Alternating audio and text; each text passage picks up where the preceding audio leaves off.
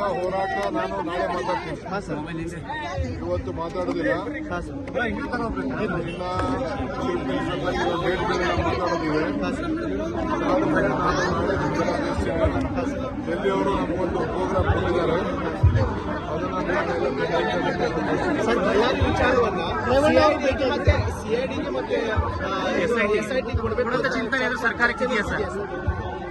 ಯಾವ ಚರ್ಚೆನೂ ನನಗೆ ಗೊತ್ತಿಲ್ಲ. ಹೋಮ್ ಮಿನಿಸ್ಟರ್ ಚೀಫ್ ಮಿನಿಸ್ಟರ್ ತೀರ್ಮಾನ ಮಾಡ್ತಾರೆ. ರೇವಣ್ಣ ಬಂದು ನನ್ನ ಹತ್ರ ವರದಿ ಕೊಟ್ಟಿದ್ದಾರೆ. ಅಫಿಷಿಯಲ್ ಆಗಿ ಏನೇನು ವಿಚಾರ ಅಂತ ತಿಳಿಸಿದ್ದಾರೆ. ಒಳ್ಳೆ ಮಾಹಿತಿ ಎಲ್ಲ ಬಂದಿದ್ದಾರೆ. ಬಂದು ನನಗೆ ತಿಳಿಸಿದ್ದಾರೆ. ಸತೀಶ್ ರೆಡ್ಡಿ ಗನ್ಮ್ಯಾನ್ ಅಂತ ಹೇಳ್ತಾ ಇರೋದು FSL ರಿಪೋರ್ಟ್.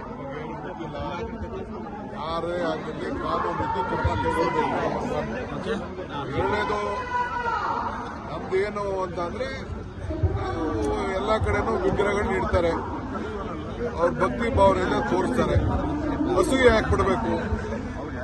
ಎಷ್ಟೋ ಕಡೆ ಆಯ್ತು, ಏನು ಬರೀ ವಾಲ್ಮೀಕಿ ಬರೀ ಒಂದು ಸಮುದಾಯಕ್ಕೆ ಸೇರಿಲ್ಲ.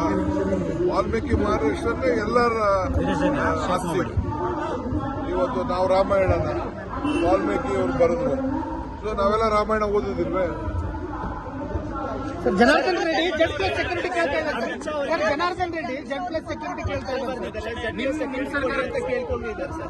ಯಾರು ಕೇಳಿ, ಇರಾನಿಂದ ಯಾವ್ದಾದ್ರು ತಗೊಂಡ್ಬರ್ಲಿ, ಅಮೆರಿಕಾದಿಂದ ತರಿಸ್ಕೊಳ್ಳಿ, ಇವರಾರು ಮಡಿಕೊಳ್ಳಿ, ಯಾರು ಬೇಡ ಅಂತ ಹೇಳ್ತಾರೆ. ಸರ್ಕಾರದಿಂದ ಭದ್ರತೆ ಕೊಡ್ತೀರಾ ಅಂತ ಸರ್? ಸರ್ಕಾರದಿಂದ ಸಿಎಂಗೂ ಪತ್ರ ಬರೆದಿದ್ದಾರೆ. ಭದ್ರತೆ ಕೊಡಿ ಅಂತ ಸರ್ಕಾರದಿಂದ ಏನಾದ್ರು ಕೊಡ್ತೀರಾ ಅಂತ? ಬಹಳ ಸಂತೋಷ. ಅವ್ರ ಪಾರ್ಟಿ ಕೇಡರ್ಸ್ನೇ ಬೇಕಾದ್ರೆ 100 ಜನನ ರೆಡಿ ಮಾಡ್ಕೊಳ್ಳಿ.